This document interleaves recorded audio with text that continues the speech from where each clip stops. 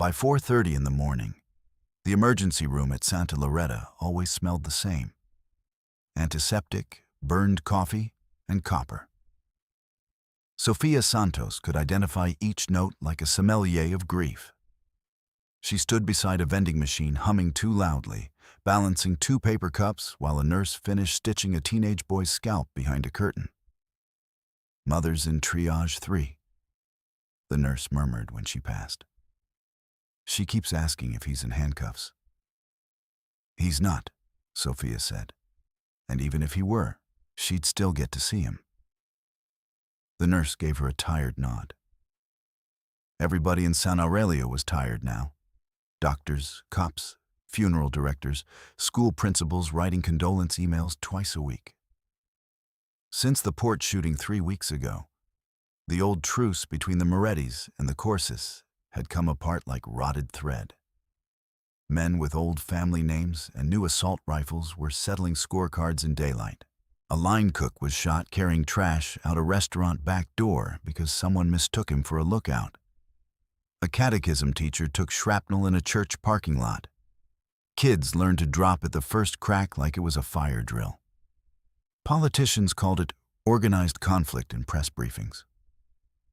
Sofia had sat with enough mothers to know there was nothing organized about screaming into a hospital pillow. "Ms. Santos?" She turned. The boy's mother stood in the corridor in slippers and a pink robe thrown over jeans, mascara streaked down one cheek. She looked at Sofia and tried to straighten her shoulders, as if she had to perform composure for someone important. Sofia hated that look. She got it everywhere.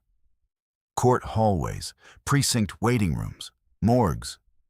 Not because she was Sofia, but because she was Santos, District Prosecutor Emilio Santos's daughter. People heard her last name and started speaking like testimony was being recorded. She stepped forward, pressed 1 cup of coffee into the woman's shaking hand, and said softly, "I'm just Sofia tonight. Your son's going to be okay. The social worker's on the way. I can stay as long as you need." The woman's eyes filled anyway. "They said he might have to testify." "Not tonight," Sofia said. "Tonight he sleeps." That was her actual work, the piece no one televised, making sure victims had transportation, emergency housing vouchers, witness advocates who called back, legal forms translated before deadlines passed, trauma counselors who didn't require 6 months and 3 referrals. She ran point for the city's Victim Advocacy Collaborative, a coalition of nonprofits underfunded and overused. And she spent half her day fighting bureaucracies that moved slower than a blood clot. Her father called it noble and impractical in the same breath. When her shift at Santa Loretta ended, dawn had already rinsed the eastern skyline gray. Sofia sat in her car outside the hospital and watched black SUVs glide toward downtown, toward the courthouse and the federal building and whatever rooms powerful men used to plan their responses. Her phone buzzed with 3 missed calls from her father, 1 from his chief of staff, and a text from her assistant reminding her she had exactly 6 hours before the St. Agnes Foundation fundraiser. She closed her eyes for 10 seconds and called Emilio back. He answered on the first ring. "Where are you?" "Finishing at Santa Loretta." "You need sleep. You need to stop beginning every sentence with an order." A pause. She heard paper shuffling, voices in the background, the clipped urgency of prosecutors assembling a case. "Sofia," he said, switching to Spanish the way he did when he wanted the argument to become family. "We execute coordinated warrants at dawn tomorrow. Judges signed overnight. If this leaks, it always leaks. This will be different." She almost laughed. Instead, she looked at the hospital ambulance bay, where 2 orderlies loaded a gurney under fluorescent lights. "You're doing the sweep. I'm doing my job. And the city pays for it before trial even starts. The city is already paying." He sounded exhausted, older than 62. the steel in his voice wrapped in gravel. She loved him, fiercely and inconveniently. She also knew he could mistake force for control when fear got its hooks in him. "Come to dinner after the fundraiser," he said. "No press, just us. Depends if your office isn't on fire. That's not funny. In San Aurelio, it's barely hyperbole." He exhaled hard. "Be careful tonight." She almost told him she was always careful. Then she remembered the catechism teacher, the line cook, the boy in triage 3, and said, "You too." By 9:30 that evening, she was in a tailored black dress and low heels she could still run in, smiling beneath crystal chandeliers while donors bid absurd amounts for signed baseballs and weekend villas. The St. Agnes Foundation had rented the top-floor ballroom of the Mirador Hotel to raise money for a new trauma wing. Half the room was old money. The other half was new money, trying to become old. Sophia worked the floor with a practiced warmth. Handshake, eye contact, quick story about why trauma nurses needed dedicated pediatric bays, pivot to sponsorship package. She accepted checks from men she suspected had built fortunes laundering the city in cleaner language. She accepted them anyway, because bandages did not ask where money came from. Near midnight, she slipped away to the terrace for air.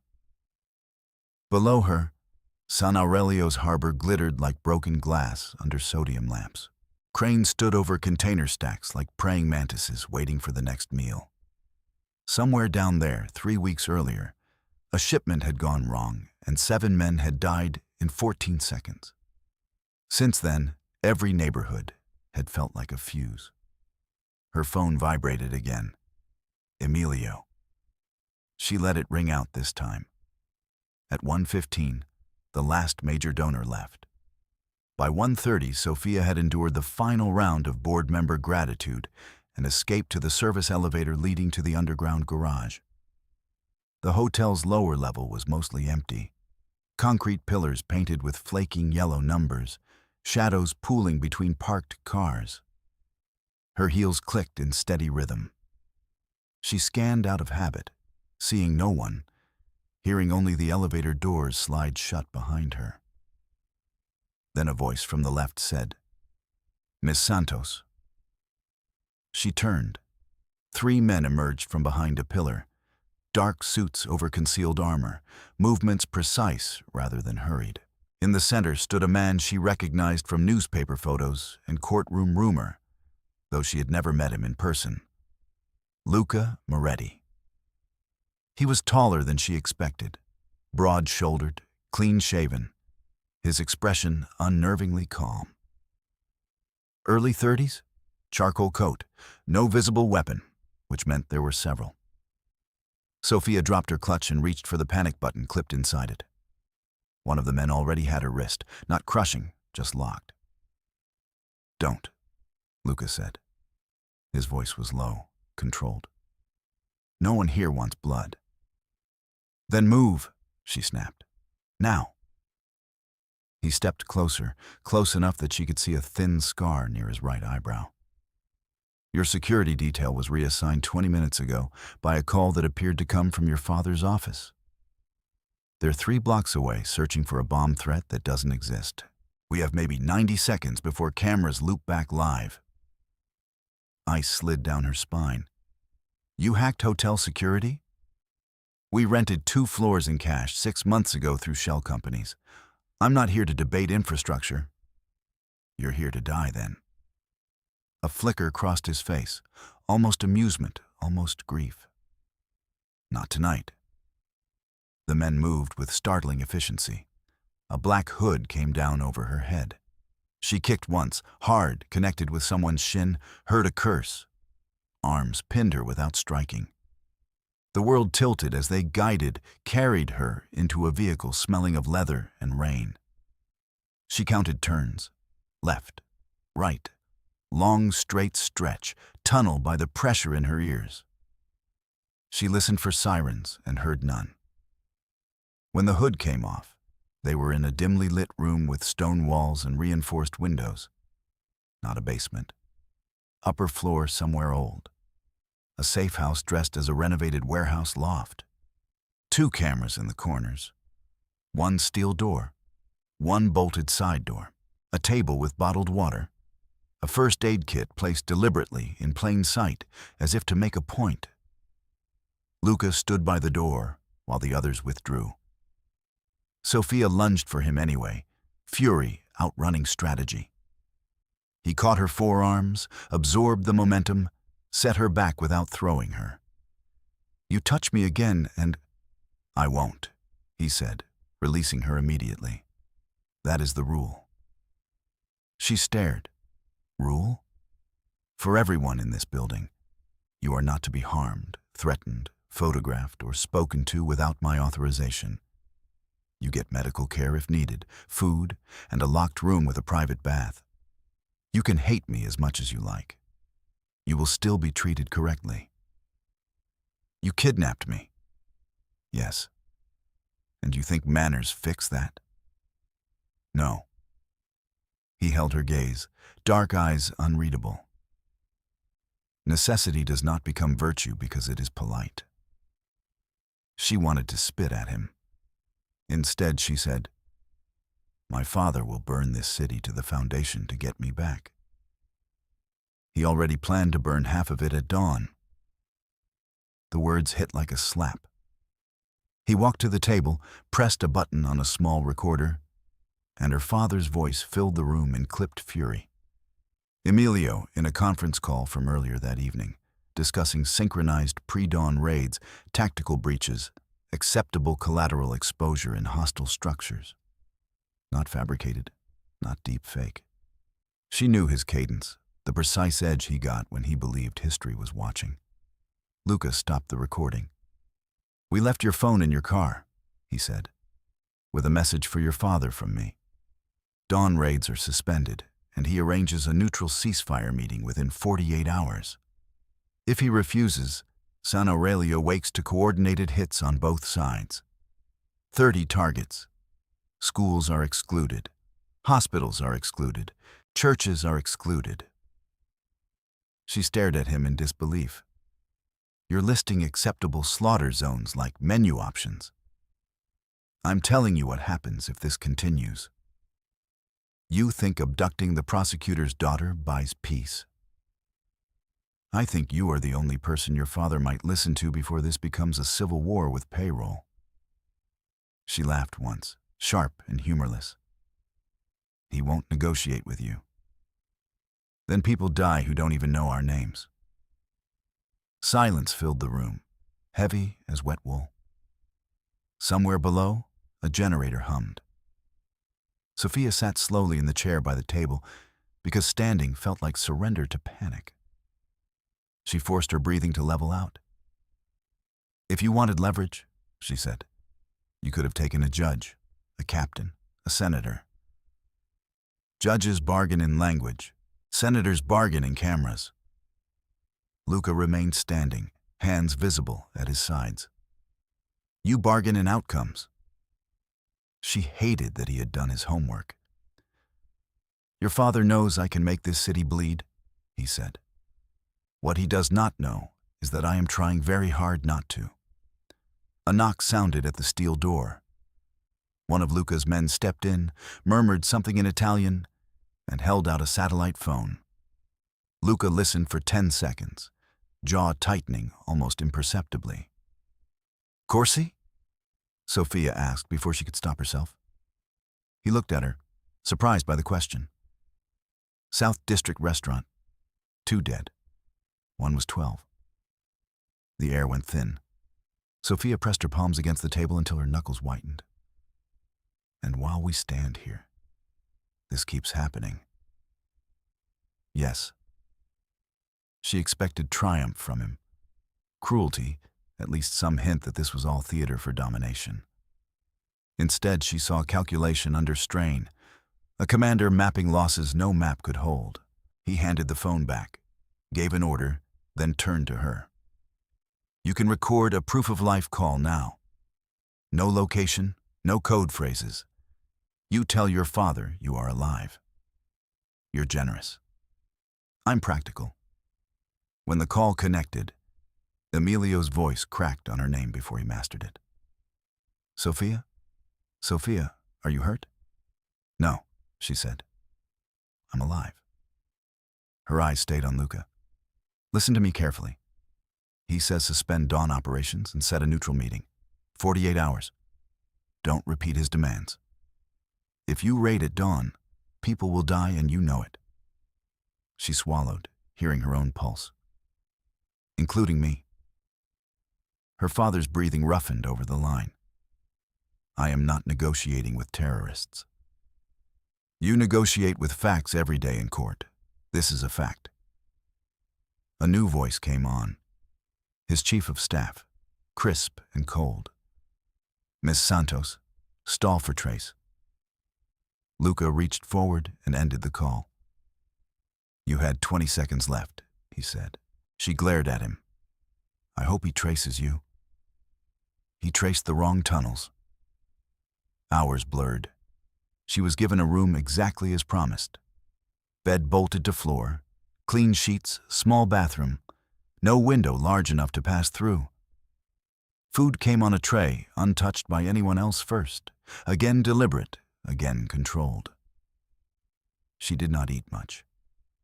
At dawn she heard distant sirens, then silence, then the muted thunder of helicopter rotors. She paced until her calves ached. Late morning, Luca returned with a folded newspaper and set it on the table. Headline: Prosecutor refuses to bend after daughter abduction. Subhead: Federal Task Force prepares targeted action. She looked up sharply. Targeted where? He tossed her a tablet. On screen, a live local briefing. Deputy Task Force Director Nathan Halberd standing beside uniformed commanders, jaw set, promising rapid intervention capabilities and warning criminal networks against using civilians as shields. No mention of suspension, no mention of talks. Sophia felt dread settle with surgical precision. She knew that tone. It meant action was already in motion. He'll hit this place, she said, eventually. No. Soon. Before sunset if he thinks I can be extracted in chaos. Luca studied her face, then nodded once, as if confirming a calculation. We relocate in 30 minutes. She stood. Take me with you, and he calls it proof you're escalating. Leave me, and I'm dead in a breach. I know. It came out tired, honest, and far more frightening than bravado. She stepped closer, anger burning through fear now. You said I bargain in outcomes. Fine. Here's one. Stop using me as a hostage and I'll help you force a real ceasefire through channels your enemies can't shoot. Judges, recorded filings, public pressure. But you protect civilians first, not as public relations, as terms. You surrender any men tied to the hospital bombings, and if I broker a truce, you honor it. His eyes narrowed, searching her. You're offering to build a case while I hold you prisoner. I'm offering to prevent a massacre while you decide whether you're a warlord or a man with a line. For the first time, Luca Moretti looked unsure. In the hall outside, boots pounded, radios crackled, and somewhere in the distance, a helicopter banked low over San Aurelio, circling a city that had forgotten what quiet sounded like. In the hall outside, boots pounded, radios crackled, and somewhere in the distance, a helicopter banked low over San Aurelio, circling a city that had forgotten what quiet sounded like. Luca held Sophia's stare for one beat longer, then turned and snapped orders in Italian so fast she only caught fragments. North stairwell, burn route, no phones, no lights. Men moved instantly, stripping the room of anything traceable. One yanked hard drives from a metal case. Another wiped down the table with bleach. A third returned with a plain jacket and a scarf, hesitated, and held them out to Sophia without meeting her eyes. Put these on, Luca said. You're with me. She pulled on the jacket, fingers stiff with adrenaline. That doesn't mean I agreed to being moved like cargo. It means you don't die in Halberd's rescue footage. He pushed open the steel door and motioned her through. The corridor beyond was narrower than she expected, concrete sweating with damp, utility bulbs caged in wire. As they descended 2 flights, she heard the first distant concussions, 3 heavy impacts, far enough away to be warning shots or controlled charges. Diversions? She asked. Maybe, Luca said. Maybe not. At the base level, an armored van idled with lights off. Luca placed one hand briefly at Sophia's back, guiding, not forcing. 2 SUVs bracketed the van front and rear. When she climbed inside, she saw no windows, only slits and a bank of monitors showing exterior feeds from tiny cameras. Luca came in after her, shutting the door with a hard metallic seal. The convoy rolled. Sophia counted again out of reflex. Right. Long incline. Hard left. Cobblestone vibration. Tunnel echo. She kept one eye on the grainy feeds. Street after street looked deserted, but twice she saw it. Unmarked black tactical trucks staged under overpasses, engines running. Your location's blown, she said. It was blown before sunrise. By who? He didn't answer. That was answer enough. 5 minutes later, one monitor flashed white. Then another. A delay. 2 seconds. 3. And the rear camera caught a bloom of orange fire climbing into pre-dawn gray. The building they had just left folded inward, as if punched in the ribs by a giant fist. Sophia flinched despite herself. Was anyone still inside? 2 men, Lucas said. Both volunteers, both out before impact. She turned toward him sharply. Volunteers for what, exactly? Dying to sell your disappearance? For keeping you and 30 others alive another day. His jaw worked once. Don't mistake me for clean, Sophia. Just don't mistake me for careless. The convoy drove in silence after that. Not peace, just compressed fear. Their next stop was nowhere she expected. An old municipal records annex on the edge of the dry docks, a squat stone building with boarded upper windows and a rusted plaque that still read Customs Archive, South District. Inside, the first floor had been converted into a command post. Maps pinned over maps, radio tables, a medic station in what used to be a file room. Luca led her to a glass-walled office overlooking the floor. Temporary, he said. We move again before daylight. Sophia crossed her arms. Before we move anywhere, we set terms. A muscle jumped in his cheek. Now? Now. You wanted outcomes. He nodded once and gestured to a whiteboard marker on the desk. She didn't use it. She took a legal pad from a stack by the printer, wrote in block letters, and read aloud while she wrote. Voice steady because trembling would feel like surrender. Term 1. No offensive action in or near hospitals, schools, churches, shelters, or transit hubs. Already in place. Term 2. Any Moretti personnel tied to the Santa Loretta parking structure bombing are surrendered to independent custody. Not to me, not to you, to a judge. His eyes narrowed. If I surrender them without framework, they disappear before testimony. Then we build framework. Term 3? He asked. She looked up. If I broker a ceasefire meeting, you attend and honor it. No side ops, no delayed revenge. His gaze held hers. And in exchange? I help you expose whoever is feeding this war. Through legal channels. Yes. He gave a humorless breath that might have been a laugh. You still think there are legal channels in this city. I think there are people left who can be forced to use them. Before he could answer, one of his lieutenants burst in, thick-necked, mid-40s, scarred hands, fury coming off him like heat. "Luca, no," he said in Italian, then switched to English when he noticed Sofia watching. "No deals with hostages. Courses hit via Terni. We hit back now." "Not near civilian blocks," Luca said. The lieutenant slammed a palm on the desk. "They killed Matteo's boy." Luca didn't raise his voice. "And if you shoot up via Terni, you kill 3 more boys and 2 grandmothers in crossfire. Sit down, Rizzo." Rizzo glared at Sofia. "She's poisoning decisions." "She's changing them," Luca said. "There's a difference." Rizzo left with a curse and the kind of look that promised future problems. Sofia watched him go. "How many of your men think like him?" "Enough." "Then your order won't hold." Luca picked up the legal pad, read her terms again, and signed his name at the bottom in black ink. "It holds if I hold it." He handed her the pad. "Your turn."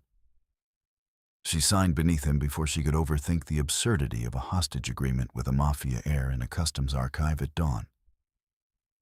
"Good faith," she said. "I need it now." "What do you want?" "2 things.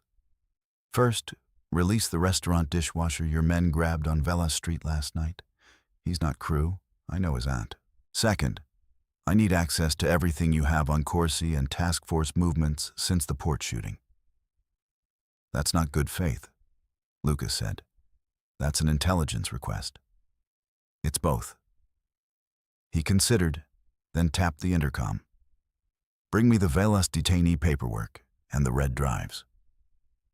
By mid-morning, Sofia sat at a folding table with 3 encrypted laptops, a paper atlas, and a man named Enzo from Luca's tech unit, who typed like he wanted to break the keys. She worked through shipping manifests, tower pings, and shooting reports with the methodical focus she used for trauma intakes. Sort chaos into patterns before panic writes the narrative for you. Patterns emerged fast, and they were wrong in ways that felt deliberate. A Corsi weapons shipment had been rerouted through Pier 19 by an anonymous Port Authority correction 1 hour before a Moretti ambush. 2 days later, a Moretti convoy had been redirected down Bellini Avenue by a fake municipal detour notice and hit by Corsi shooters already waiting on rooftops. On paper, each side looked omniscient. In metadata, both looked played. Then, ballistics. Sofia leaned closer to the screen. "Pause. Go back." Enzo rewound the report. 3 shell casings from a drive-by outside St. Bridget's School had been logged as a Moretti strike in media briefings. But microscopic striation matches tied them to a Corsi rifle seized 6 months ago and allegedly in federal evidence lockup. She felt the hairs rise on her arms. "Who had this report?" she asked. Enzo shrugged. "Luca, me, maybe 2 others." "And Federal Task Force?" "If they asked." She stood and found Luca on the operations floor, arguing into a sat phone. "This is engineered," she said when he hung up. "Not just gang escalation. Somebody is misrouting both sides and laundering attribution." His face didn't change, which meant he already suspected. "You can prove it?" "Not yet in court-ready form, but enough to know we're looking at inside access to evidence and city infrastructure." "Halberd," Lucas said quietly. "Maybe. Maybe someone under him. But if he's feeding both fires, your kidnapping demand was never going to get a clean response. He needs the war hot." Luca nodded once like a man hearing a diagnosis for a wound he'd been bleeding from for weeks. They were interrupted by a television feed brought up on the central monitor. Deputy Director Halberd at a podium again, this time flanked by Emilio Santos and 2 state police commanders. Halberd promised precision intervention by sundown and warned that criminal actors may attempt to exploit personal relationships to obstruct justice. Sofia's stomach turned. That line was for her. Her father stepped to the microphone. He looked carved from stone. "The state does not negotiate through abduction," he said. "We proceed under law." She knew his tells. The slight over-enunciation meant rage barely leashed. The rigid shoulders meant he had already approved something he could not walk back. Luca muted the screen before the press questions started. "He just signed your death warrant if Halberd gets there first." "I need to talk to him directly." "You tried?" "Not through official lines." He looked at her for a long moment, then handed her a secure sat phone. 60 seconds. My relay. She dialed a number she had memorized at 16. Her father's private line, the one he used only for family emergencies. It rang twice. Not Emilio. "Office of the District Prosecutor," said that same crisp voice from the previous call. Chief of Staff Navarro speaking. Sophia gripped the phone harder. "Put my father on." "He is unavailable." "Daniel, listen carefully. Tactical action tonight will kill civilians and bury evidence you need." A faint pause. "With respect, Miss Santos, your circumstances may be affecting your judgment." The tone was smooth, practiced, almost sympathetic. It made her skin crawl. "Put him on. Your father has delegated operational communications. If you have proof of life concerns." She ended the call. Luca watched her face. "He blocked you." Navarro intercepted. She swallowed anger like glass. "He never does that unless my father told him to screen everything. Or unless my father doesn't know he's screening." "Which is it?" "I don't know yet." She forced herself back to the table. "I need names. Every sealed witness relocation tied to your case in Corsi's in the last month." He frowned. "Why?" "Because 3 families were hit despite sealed orders. That list should have been airtight between prosecution, judge, and federal liaison." "Halberd had liaison authority." "Yes, but somebody domestic had to export the details." She met his eyes. "If this leak is in my father's office, I need to see it before he walks blind into a trap." By late afternoon, pressure inside the annex had turned electric. Reports came in every 10 minutes. A Corsi captain missing from his usual route. State tactical units staging near Rivergate. Anonymous social accounts posting fake Moretti threats against hospitals. Rizzo and his faction kept demanding retaliatory strikes. Luca kept refusing, which only made their muttering louder. At 5:20, a runner brought in a captured courier taken near Pier 22. The kid couldn't have been older than 19, shaking so hard he could barely hold his cigarette. In his jacket lining, Enzo found a burner phone and a folded printout of names. Sophia scanned the list and felt her chest go cold. They were witness aliases, not street names, not rumors. Actual relocation identifiers used by her collaborative and the prosecutor's office. 2 names were crossed out in red. "Where did this come from?" she asked the courier. He looked at Luca, not her. "I just moved paper." "From who?" "Fed guy." His eyes darted to the floor. Tall, buzz cut. Says he works with Halberd, calls himself Grant. Luca's expression flattened into something lethal. "And the list?" "Given to Corsi lieutenant at Dry Market. I swear I never looked at it." Sophia did not realize she was shaking until Luca touched her wrist lightly, grounding. She didn't pull away. "Get him to holding," Luca said. "No one touches him." When they were alone, Sophia pressed both hands to the table. "That's not street corruption. That's institutional." Luca nodded. "Then we stopped chasing soldiers and hit the architect." She looked at him, really looked, at the fatigue carved under his eyes, the restraint that kept costing him face with his own men, the constant triage between violence he could unleash and violence he was trying to contain. "Show me everything," she said. He did. Night fell hard over the docks. Rain started around 8, tapping the boarded windows like impatient fingers.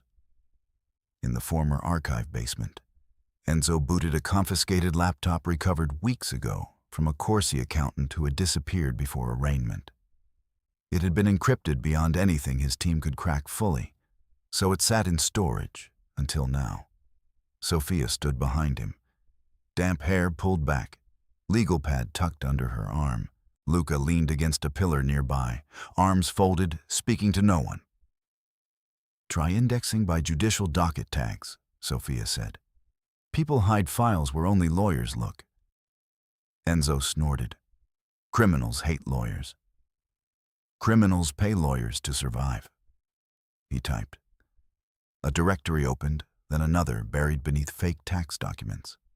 Inside, audio clips, payment ledgers, internal memos stamped with Federal Task Force headers, and a folder labeled Civic Outreach. Sophia clicked it. A spreadsheet bloomed across the screen. Transfer dates, shell entities, recipient initials. Most meant nothing. One line did. DN, monthly retainer via Halcyon Civic Consulting. Her mouth went dry. Zoom. Enzo enlarged the row. Attached was a scanned invoice with a signature block. Daniel Navarro. Luca pushed off the pillar. "Your father's chief of staff." Sophia scrolled faster. Call logs tied Navarro to Halberd's secure number on nights before leaked warrant operations. A memo draft from Navarro's account advised delaying one racketeering filing to preserve interagency flexibility. Language she had heard her father mock as bureaucratic fog. Another document listed grand jury witness codes with annotations matching the courier's red marks. For a moment, the room seemed to tilt. "My father didn't leak it," she whispered, half to herself. "It came through Navarro, through his office credentials." "Paid by Halberd," Luca said. She closed her eyes once, hard. Relief and devastation arrived together. Emilio wasn't the source, but he had missed rot inches from his hand. And she had no idea whether that was negligence, trust, or survival compromise. Enzo opened an audio file. Halberd's voice crackled through cheap speakers. "Conenvoie la bureau. Keep Moretti Corsi active through quarter close. Emergency appropriations depend on demonstrated instability. Santos can posture clean. Navarro handles release valves." Sophia hit pause like she'd touched a live wire.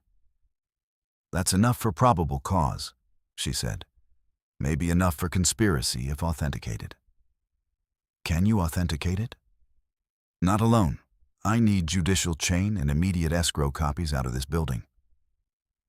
Luca looked toward the ceiling where rain drummed over old stone. "You have someone?" "Yes." She didn't hesitate. "Appellate Judge Mireya Avalos. She interned with my mother. She hates me on principle and trusts evidence on habit." A tiny, reluctant curve touched Luca's mouth. "Good. I prefer judges who hate us." He didn't smile long. He moved to the far end of the basement, stared at the dark window. Well, then spoke without turning. "There's something else you need before you choose how deep this goes." Sophia waited. "My sister," he said. "Gianna, 16. His voice stayed controlled, but every word sounded filed down to keep from splintering. "Taken 3 days before I took you. Corsi splinter crew, not official command. They sent video. They wanted me to hit a baptism party in Little Vico. Corsi elders, families, children. They said if I did it, she lives. If I didn't, they would send parts." The room went silent except for rain and laptop fan noise. Sophia stared at him. "Why didn't you tell me?" "Because you already had enough reasons to despise me." "I still do sometimes." "I know." He finally turned. There was no performance in his face now, no iron air, no calculated calm. Just a man at the edge of an abyss, pretending he had a map. "Kidnapping you was my last move before that deadline," he said. "Force talks, stall both sides, buy hours. If it failed, I was going to do what they asked and become exactly what everyone says I am." Sophia felt anger flare, then fold into something more dangerous, understanding, not absolution. Never that. But understanding. She stepped closer until they were an arm's length apart. "Then we don't fail," she said. His eyes searched hers, as if verifying she meant strategy, not pity. She pulled her legal pad free and started writing again. Fast, precise. "Staged ceasefire summit," she said. "Neutral ground with observers from both crews and enough official presence to make disappearing witnesses harder. You announce willingness to exchange me as goodwill. While everyone watches that theater, I deliver authenticated evidence packets to Judge Avalos through clerk channels and encrypted press embargoes. If Halberd moves to suppress, it detonates publicly." Luca listened without interrupting. "You will hate this part," she added. "To make it credible, I walk in unarmed and on camera." "No." "Yes." "No." She met his stare head-on. You wanted outcomes. Rain hammered the windows harder, like applause from a city too broken to clap. Luca looked at the pages in her hand, then at her, and something in his posture shifted. Not surrender, not command. Alignment. "Co-conspirators, then," he said quietly. Sophia tore the top sheet from the pad and held it out. On purpose. He took it. Their fingers brushed, brief and electric, both of them too exhausted to pretend they didn't feel it. Upstairs, radios flared again with fresh reports, the war still grinding forward by habit and profit. Down in the archive basement, under rain and old stone, they began planning how to break the machine that had built it. Upstairs, radios flared again with fresh reports, the war still grinding forward by habit and profit. Down in the archive basement, under rain and old stone, they began planning how to break the machine that had built it. Sophia spread 3 piles across the table, raw files, corroboration notes, and what she called the survivable packet. Only the pieces a judge could act on fast, without needing a week of forensic testimony. Halberd's voice clip, Navarro's payment trail, the witness code crosswalk tied to homicide dates. Luca assigned 2 men to each duplicate and 1 to shadow Sophia's dictation as she built a sworn affidavit draft from memory and metadata. By 10:15 p.m., Enzo had mirrored the archive to 4 encrypted drives. By 10:20, one of the courier teams was gone through the storm drains toward the appellate clerk's after-hours drop. By 10:30, Halberd struck back.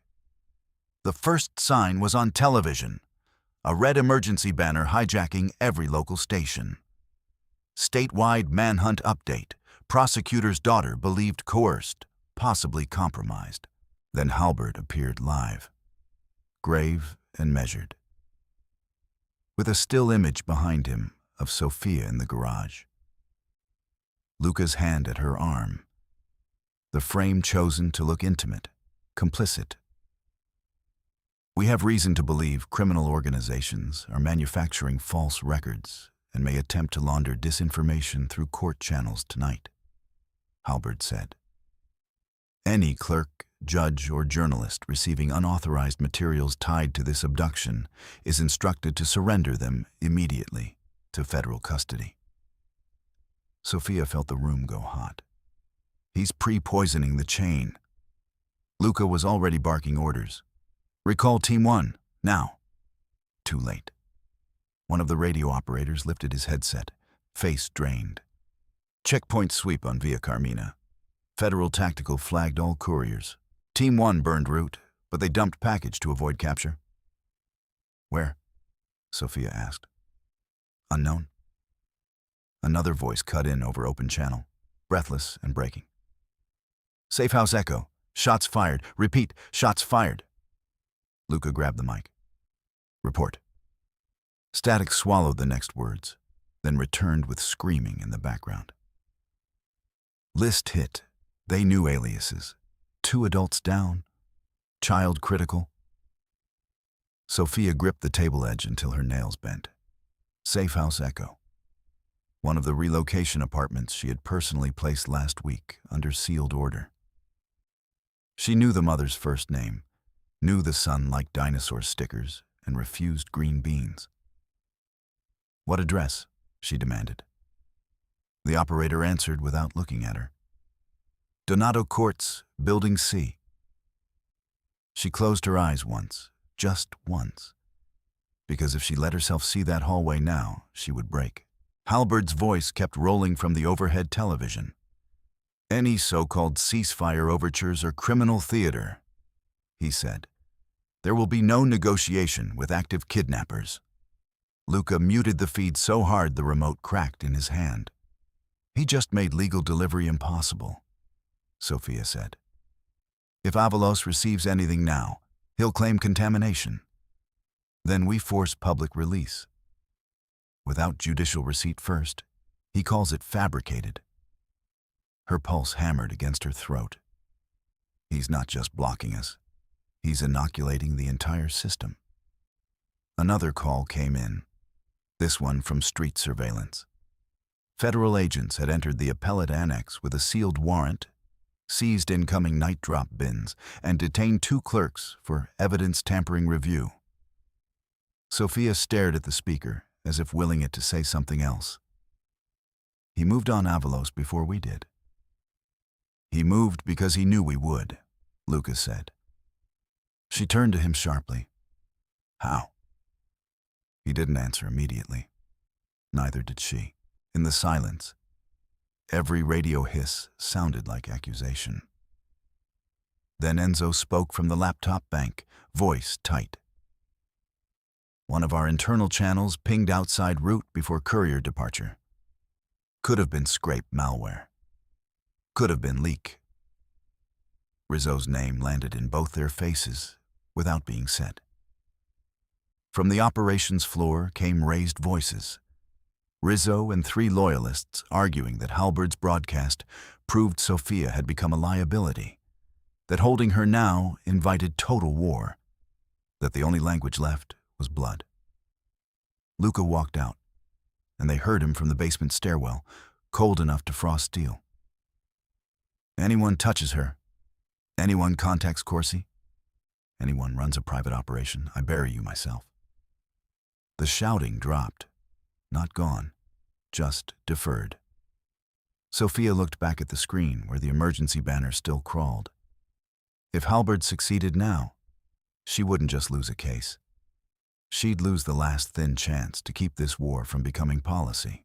And children like the one in Donato Courts would keep bleeding for men who called it strategy. They moved at midnight anyway, because staying still meant death and because one packet might still have survived the dump route. Enzo traced the courier's last GPS blip to an underpass locker near River Gate. Luca insisted on going in person. Sophia insisted on going with him. Absolutely not, he said. You need me to identify what matters if the drive's damaged. I need you alive. You need both. He swore under his breath, and then handed her a Kevlar panel vest cut under a raincoat. Stay between me and the pillar line. If I say down, you drop. The convoy was smaller this time. 1 van, 1 SUV, no headlights. Rain smeared the windshield cameras into abstract light. Rivergate sat half abandoned at this hour. Freight gantries, chain-link fencing, puddles bright with sodium reflections. The locker row was built into a retaining wall beneath an old rail spur. Enzo popped the first lock, empty. Second, empty. Third held a plastic-wrapped brick drive and a bloodied phone. Courier? Sophia asked. No one answered. Then muzzle flashes erupted from the gantry above. The first burst shattered the SUV windshield. The second hit the concrete at Sophia's feet, spraying grit into her face. Luca slammed her down behind a barrier as his men returned fire. From the far end of the lot, another team moved in. Disciplined wedge, suppressed rifles, not Corsi swagger, not street muscle. Federal. "Fall back," Luca shouted. "Smoke, now!" Canisters clattered, hissing white. Through the haze, Sophia saw Enzo sprinting with the recovered drive tucked under his jacket. He made 4 steps before a round punched through his shoulder and spun him into the locker bank. "Enzo!" she screamed, half rising. Luca dragged her back down as bullets stitched the barrier. "No." Enzo tried to crawl, left a dark streak in the rainwater, reached for the drive with a shaking hand, and Rizzo stepped out of smoke beside him. For one insane second, Sophia thought he was helping. Then Rizzo kicked Enzo's hand away, snatched the drive, and ran toward the attackers. "Traitor," Luca said, not loud, not shocked, just final. He fired once, missed in the smoke. Rizzo vanished through a breach in the fence where a waiting bike peeled off into darkness. The firefight lasted maybe 90 seconds. It felt like an hour. When they finally broke contact and pulled back through the tunnel route, they had lost Enzo, lost the primary mirrored archive, and lost any pretense that Luca controlled all of his own line. In the van, Sophia pressed gauze to a graze on Luca's temple, while blood ran down his cheek into his collar. He ignored it. "Status," he snapped to the radio. "2 down," came the reply. "1 critical." "Enzo?" Silence, then no pulse. Sophia stared at the floor. They returned to a fallback site, an abandoned parish rectory near the old cemetery, damp walls and saint statues wrapped in dust sheets. Luca's medic stitched his temple. Sophia washed gunpowder from her hands in a cracked sink until the water ran clear and then pink again, because she'd skinned her knuckles raw without noticing. At 2:14 a.m., another blow landed. Judge Avalos' clerk, Thomas Ibarra, the one Sophia had planned to use for the after-hours chain, was found in a parking structure stairwell with 2 broken ribs and a concussion. His briefcase was gone. Avalos herself was moved to undisclosed protective custody, and all external filings suspended pending integrity review. No judge, no chain, no Enzo, no full archive. Sophia sat on the rectory floor with her back against a radiator that hadn't worked since before she was born, and finally let the shaking come. "This was supposed to be the clean part," she said, voice hoarse. "I gave him clean process." He answered with body counts. Luca crouched in front of her, blood cleaned but not gone from beneath his nails. "We still have copies." "Fragments." She laughed once, ragged. "Fragments and a dead tech and a clerk in ICU." He didn't offer comfort cliches. That almost undid her more. "What if he wins?" she whispered. "What if he turns every channel into a trap, and all I've done is get people killed faster?" Luca looked at her for a long second, then said, "Then we stop trying to beat him where he owns the ground." It wasn't reassurance.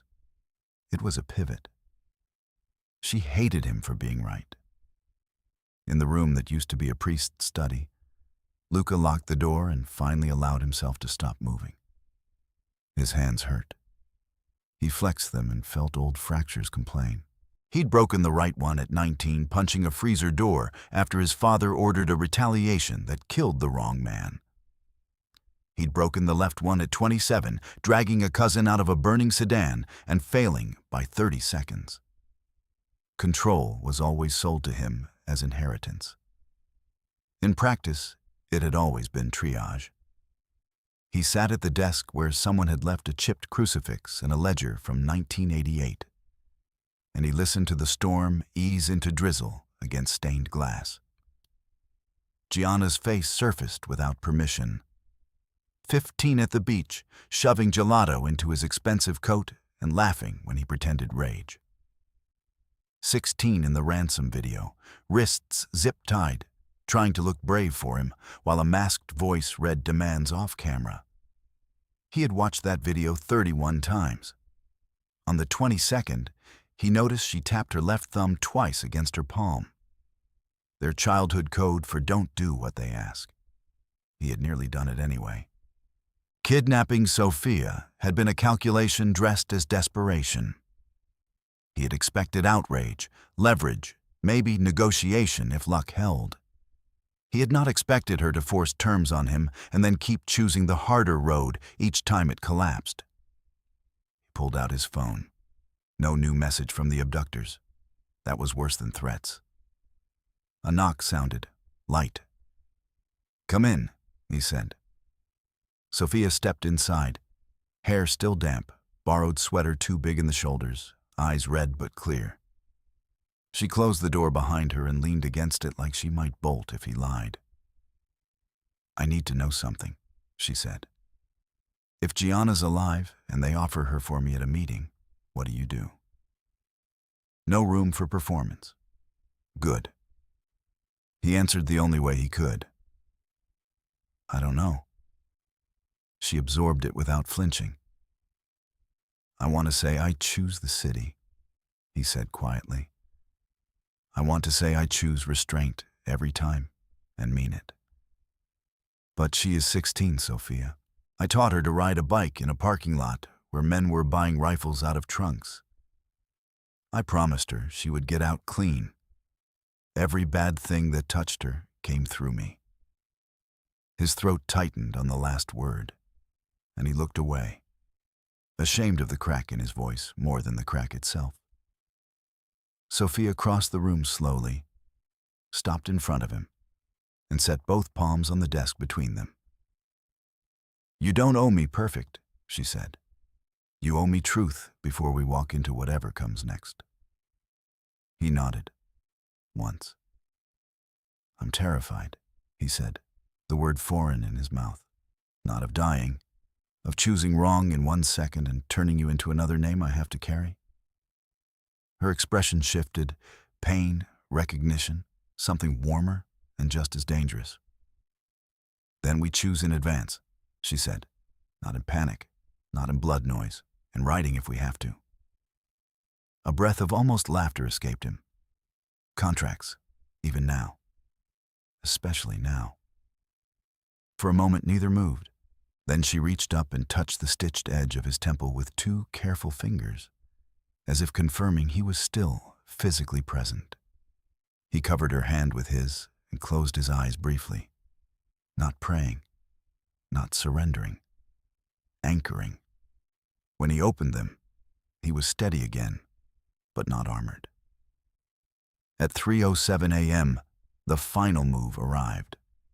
A secure line lit up in the rectory operations room with an incoming code only federal liaison offices used. Luca put it on speaker with half his people listening and Sophia at his shoulder. Halberd's voice came through clean as polished glass. "Mr. Moretti, Miss Santos, I know you're both there." No one spoke. He continued, almost conversational. "By now you understand that route running documents won't save you. So here is what happens next. At dawn, I release an emergency bulletin naming both Moretti and Corsi command structures as participants in a planned mass casualty event. That triggers federal emergency authority and full tactical jurisdiction. No local interference, no court delays." Sophia felt Luca go still beside her. Halberd went on. "Unless there is a controlled surrender event prior to release. Neutral site. Abandoned Cathedral of St. Bartholomew, 0600. You, Moretti, with no more than 10 men. Miss Santos returned alive as proof of compliance. Corsi representatives will attend under same limits. My observers will ensure order. Your observers shoot everyone and call it resistance," Luca said. A soft chuckle. "Only if someone behaves predictably." Sophia leaned toward the mic. "You're recording this coercion." "I'm recording public safety coordination, Miss Santos." A beat. Also, one more detail for motivation. The girl, Gianna Moretti, is currently in transit to St. Bartholomew under Corsi supervision. I suspect her brother will be punctual. The line clicked dead. The room erupted at once. Arguments, curses, prayers. Rizzo's betrayal made immediate sense now. He hadn't just sold a drive, he'd sold the board. Sophia grabbed the table edge. If he issues that bulletin, every legal route closes. He can disappear witnesses under emergency cover. Lucas stared at the silent speakerphone like he could strangle it. If we go, we walk into a kill box. If we don't, Gianna dies, and he gets his emergency powers anyway. From a corner monitor, local stations began teasing a major Homeland Security announcement at 5:30. The clock on the wall read 3:12. Sophia inhaled once, hard, then turned to Luca. We use his stage. He looked at her. We don't beat him in private anymore, she said. We beat him in front of everyone. Summit at St. Bartholomew stands. But we walk in with a timed release package seeded to every newsroom and the Attorney General. If he moves, the files go live before he can bury bodies. We lost the full archive. Then we weaponize what survived. Her voice sharpened. Halberd confession clip, Navarro payments, witness list crossover, enough to crack open probable cause in public if not perfect in court yet. Luca's eyes searched hers, measuring risk against inevitability. Around them, men waited for an order that might be their last. Finally, he nodded. Do it. Sophia was already dialing from memory. I need broadcast desks, state AG intake, and every editor who still hates being managed. Outside, thunder rolled somewhere over the harbor, low and far. Inside, they built a dead man's switch out of fragments, rage and failing time. At 4:01 a.m., with dawn still a rumor and St. Bartholomew waiting across the river like a tomb, Sophia zipped the evidence drive into the inner seam of her coat, checked the timer protocol twice, and looked at Luca across the rectory map table. Neither of them said if, only when. At 5:42 a.m., St. Bartholomew looked like a skeleton of a church. Roof half collapsed, stained glass blown out years ago, altar chipped and gray with soot. Rain had thinned to mist. Police floodlights from 2 blocks away turned the wet stone silver. Sophia stood at the cathedral's west doors, with a mic wire taped flat against her ribs and the evidence drive stitched into her coat seam. Her phone, set to dead man release, sat in an inner pocket with the timer running down in red digits. Luca touched her elbow once. Last chance to walk. She shook her head. Last chance to run. He almost smiled. Not my specialty. 10 of his men peeled into shadowed positions. Across the nave, 10 Corsi men entered through the transept, guns visible, posture feral. At their center, Domenico Corsi moved like he owned every inch of broken stone. Halberd stood near the apse in a dark federal windbreaker, flanked by tactical agents in plain clothes pretending not to be tactical, and tied to a choir rail, wrists zip-tied in front, face pale but upright, was Gianna Moretti. Luca stopped breathing for half a second. Sophia felt it beside her like a dropped heartbeat. Halberd lifted a hand as if convening a board meeting. Ms. Santos, thank you for cooperating. Is that what we're calling kidnapping and extortion now? She shot back. His smile didn't reach his eyes. I call it de-escalation under pressure. You're alive. Your father should thank me. Domenico Corsi laughed, low and ugly. Get on with it, Fed. I'm not here for speeches. Sophia stepped into the center aisle, palms open to show she was unarmed, her voice carried in the vast, cracked space. Then listen carefully. At exactly 6 o'clock, a package of financial ledgers, call logs, and audio files linking federal task force personnel, Corsi leadership, and the district prosecutor's office leak goes public to every major newsroom and the state attorney general. Halberd's face stayed neutral. Only his left jaw muscle moved. She kept going. "You can shoot me. You can shoot him. You can shoot everyone in this church. The release still fires." Domenico spat on the floor. "You think anyone believes mob files?" Sophia took one more step. "They'll believe your voice on wire calls arranging hits on safehouse families by witness alias." Now he flinched. Halberd raised his hand again, authoritative, controlled. "Miss Santos is distressed. She's been coerced for days. Any statement she makes here is compromised." Sophia looked straight at him. "You said release valves on a recorded call, Director. You said emergency appropriations depended on demonstrated instability. I can quote the timestamp." For the first time, his composure cracked.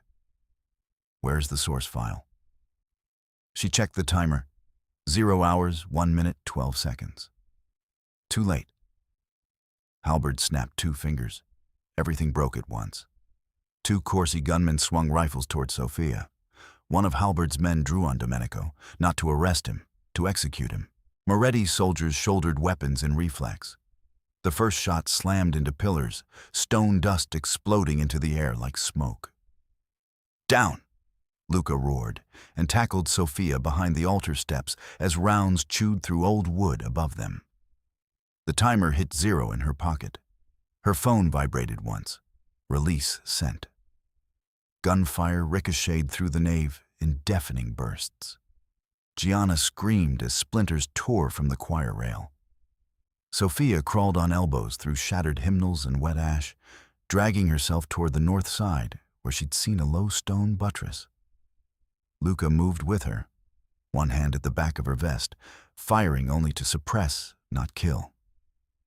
"Gianna!" he shouted. "Left side, now!" Gianna dropped flat, rolling behind a fallen pew as bullets cracked over her head. One of Corsi's lieutenants lunged for her, using her as a shield route. Luca had a clean shot at Domenico Corsi, center mass, 6 meters, no obstruction. Sophia saw him line it up, saw the war waiting in that trigger pull. If Domenico died here by Moretti bullet, retaliation would outlive all of them. Luca lowered the muzzle. Instead, he pivoted and fired at the lieutenant reaching for Gianna, taking the man through the shoulder and spinning him off her. "No executions!" he bellowed to his own men. "Stand down, lanes. Hold!" A bullet hit Luca just below the clavicle, punching him backward into the altar base. "Luca!" Sophia grabbed his coat, hauled him into cover as blood soaked through wool and into her hands. He coughed hard, teeth clenched. Window, state line, 30 seconds. Because outside, sirens were already converging. State police units rerouted by the same timed release she'd sent to media and the Attorney General command desk. Halberd had expected darkness. Instead, every newsroom van in San Aurelio was now racing toward St. Bartholomew with his voice on file. Halberd realized it too. He started for a side exit, shouting to his team, "Federal custody now! Secure Santos! Neutralize Moretti!" "Neutralize?" Sophia yelled, half rising behind the altar. "On camera, Director." A local helicopter camera had reached the roof break. Its spotlight sliced through the nave like daylight. Live feed drones followed.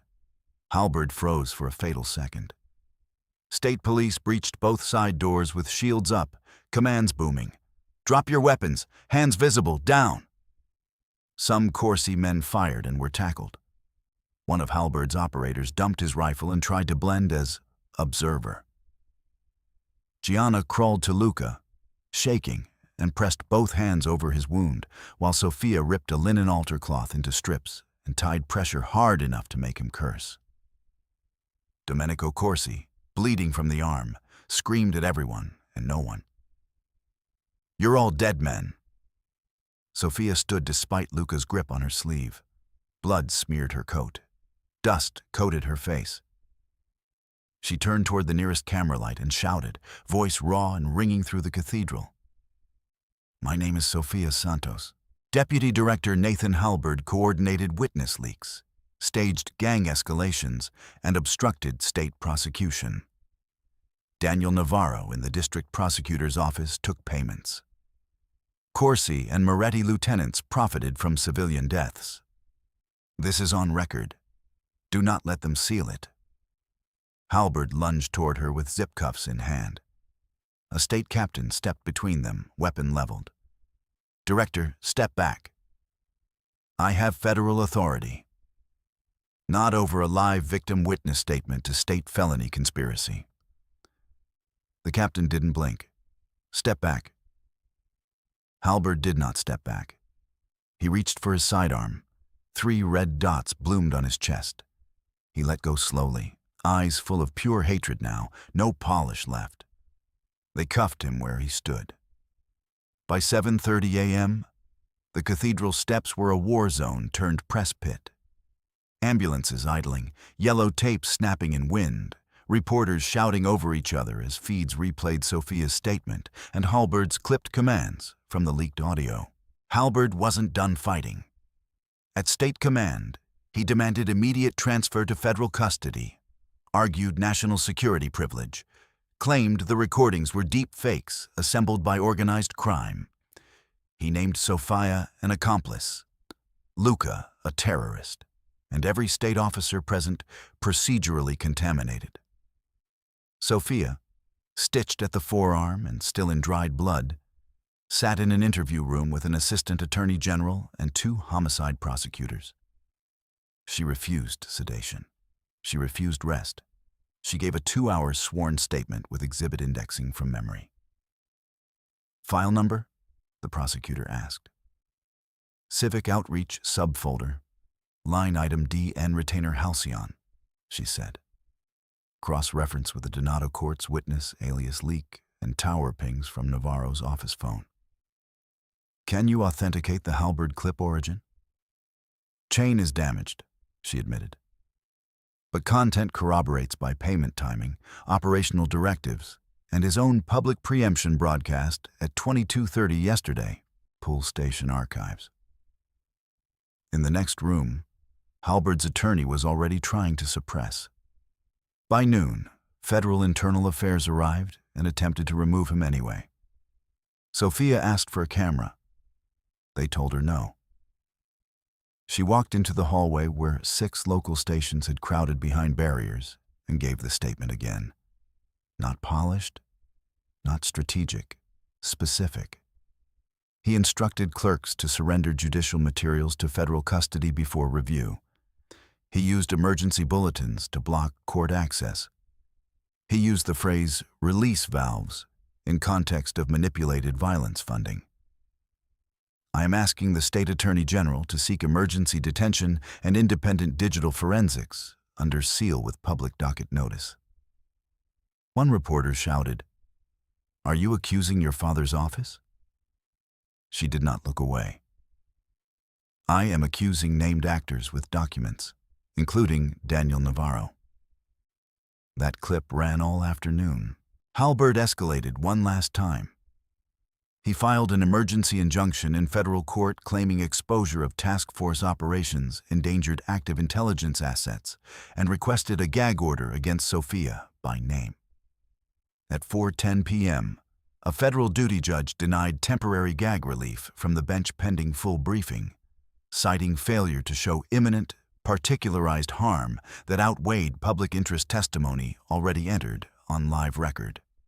22 minutes later, Judge Mireya Avalos, face bruised where someone had tried to scare her clerk out of doing his job, appeared by secure video from protective location in a separate state emergency supervisory hearing, and issued a protective public access order preserving witness statement rights and blocking warrantless seizure of state-filed corruption materials. Public corruption allegations involving potential homicide facilitation are not shielded by generalized operational secrecy, she said. The witness may speak. This court will not be used as a burial vault. The room went silent. Halberd's lawyer pivoted, tried to bargain. Administrative leave, internal review, no criminal filing. Sophia requested to address the charging committee directly. In a cramped conference room that smelled of printer toner and stale coffee, she laid out 12 timelines on butcher paper, each with names of civilians killed where leaked routes intersected tactical movement. These aren't collateral anomalies, she said, tapping one line with a capped marker. They are monetized outcomes. If you defer this to internal process, you are participating. The AG's chief deputy, a woman known for caution to the point of paralysis, asked, "And if we charge and lose?" Sophia's voice shook once, then steadied. "Then lose in open court, not in a sealed drawer." At 6:02 p.m., the state filed conspiracy, obstruction, corruption, and homicide-adjacent facilitation counts against Nathan Halberd. Simultaneous warrants went out for Daniel Navarro. He was picked up at a private airstrip outside the city with 2 passports and a cash duffel. A separate fugitive warrant package on Rizzo went active for Rivergate homicide conspiracy, evidence theft, and organized crime facilitation. When they led Halberd past the bullpen in cuffs, he stopped at Sophia's desk and smiled thinly. "You think this changes anything? Men like Moretti always win, eventually." Sophia held his gaze. Not eventually. Today they stood down. For the first time, he had no answer. Night returned before she did. Santa Loretta trauma had overflow triage from cathedral injuries, and Sophia moved cot to cot on instinct, checking names, calling family contacts, translating medical jargon into human language. Her own body kept trying to shut down. She kept moving anyway. At 11:40 p.m., she found Emilio in a quiet consult room, tie gone, shirt sleeves rolled, 10 years older than yesterday. He stood when she entered, and then stopped as if unsure he'd earned the right to approach. "Sophia." She nodded. Nothing else came out. He looked at the blood still under her fingernails and sat back down hard. "I watched the feed," he said. "I heard Navarro's call logs an hour later. I signed his access renewals. I ignored too many warnings about his efficiency." His voice fractured on the last word. She leaned against the sink. "Did you know?" "No." "Immediate. Then softer." "I should have." Silence sat between them, familiar and newly sharp. He rubbed his face. "Attorney General asked me to stay through transition. I told her no. My resignation is drafted." Sophia blinked. "Just like that?" "Not just like that. Like this." He gestured helplessly toward the hospital outside, toward the city. "I spent years saying law is the wall between us and men with guns. Then I let ambition and fear put rot in the wall. I can't prosecute trust back into existence from that chair." She watched him for a long moment. "I don't need a perfect father either." He looked up, startled by the echo of words she'd told Luca. "I need one who tells the truth before the next fire," she said. Emilio nodded, eyes bright. "Then truth. I was proud of your work and resentful of it. Proud because you help people I only see in case captions. Resentful because they trusted you more than my office. That was my vanity, not your betrayal." Her throat closed. She crossed the room and let him hold her for 3 seconds, then 5, then longer than either had allowed in years. When she pulled back, he asked, "How bad is Luca?" "Stable after surgery," she said.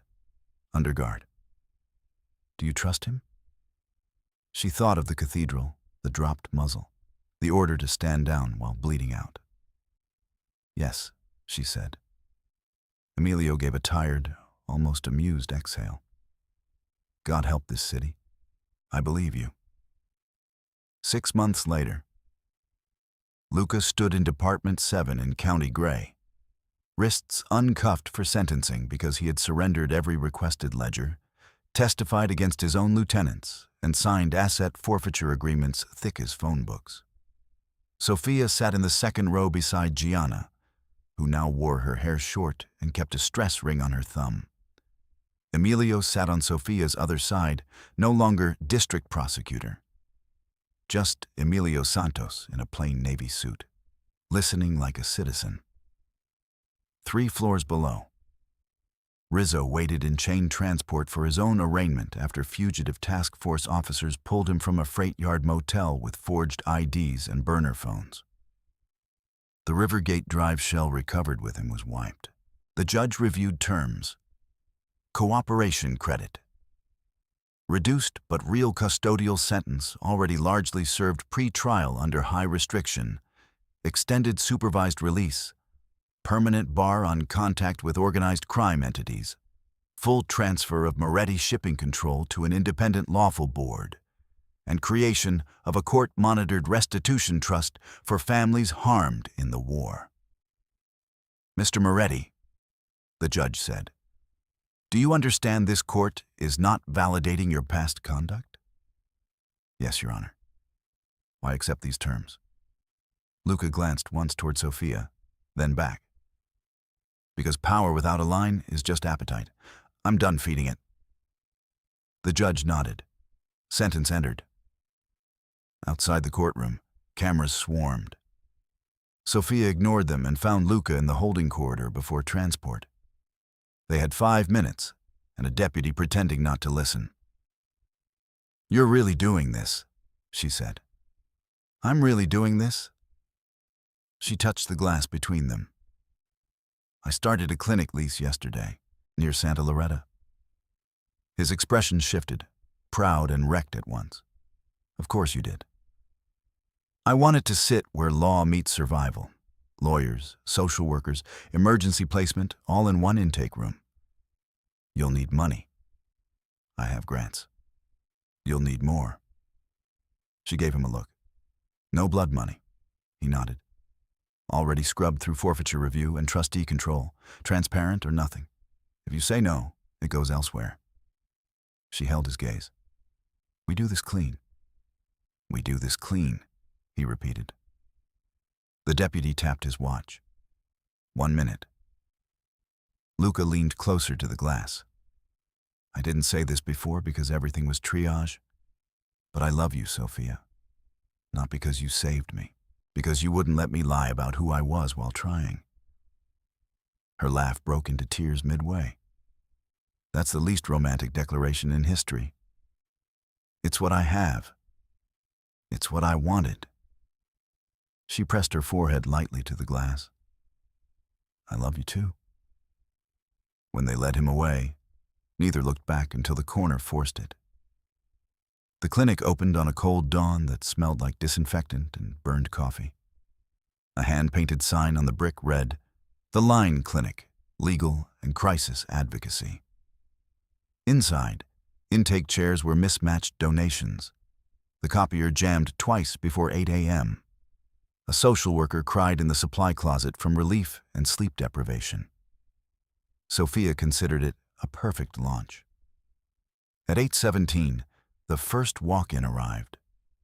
A woman in slippers and a pink robe over jeans, mascara streaked, asking if her son would be taken in cuffs before he saw a doctor. Sophia felt the old ache and the new steadiness meet in her chest. Tonight he sleeps, she said, guiding her to a chair. We'll handle the rest together. By noon, Emilio came by carrying empanadas from the bakery Sophia liked as a child. He set them on the break room table and asked no questions about policy, donors, caseloads. He just refilled the coffee and restocked forms when asked. On the wall near intake, framed among licenses and emergency numbers, hung 3 documents: Halberd's conviction order, Navarro's plea allocution naming payment routes, and the restitution trust charter with family representatives' signatures. Gianna volunteered twice a week after school, running youth intake and glaring down anyone who called her brave, like it was a personality. "I'm organized," she corrected them. "Brave is a Tuesday bonus." Late afternoon, a man in a plain coat and state-issued ankle monitor waited by the back door with a cardboard box of donated laptops and no entourage. Luca. Supervised freedom had come with rules dense as concrete. He followed everyone. Sophia stepped outside. "You're early." "Officer, traffic was light," he said. "Also, I didn't want to be late for my first controversial donor appearance." She smiled. "You're still controversial." "Good. Keeps audits honest." He handed her an envelope. Trustee statements, compliance certifications, every transfer transparent down to the cent. She flipped through, then looked up. "Clean. Clean," he echoed. That evening, after last intake, they walked 3 blocks to City Hall Annex, where a clerk with chipped blue nail polish processed marriage licenses until 6. No flowers. No press. Gianna as witness, Emilio as witness, both pretending not to cry and failing. In a plain civil chamber with fluorescent lights and a flag in the corner, the officiant asked, "Do you enter this marriage freely, without coercion?" Sophia met Luca's eyes and laughed softly at the absurd perfection of the question. "On purpose," she said. Luca answered, voice steady. "On purpose." They signed. The clerk stamped. Outside, no cameras waited, only evening traffic and a food truck selling bad tacos. Near midnight, Sophia drove past Santa Loretta on her way home and saw the emergency bay doors sliding open under white light, another night beginning for someone's worst day. She parked, went inside, and found Luca at the vending machine with 2 paper cups already in hand. Antiseptic, burned coffee, copper, same city, different line. He handed her a cup. She took it, shoulder brushing his, and together they walked toward triage before dawn.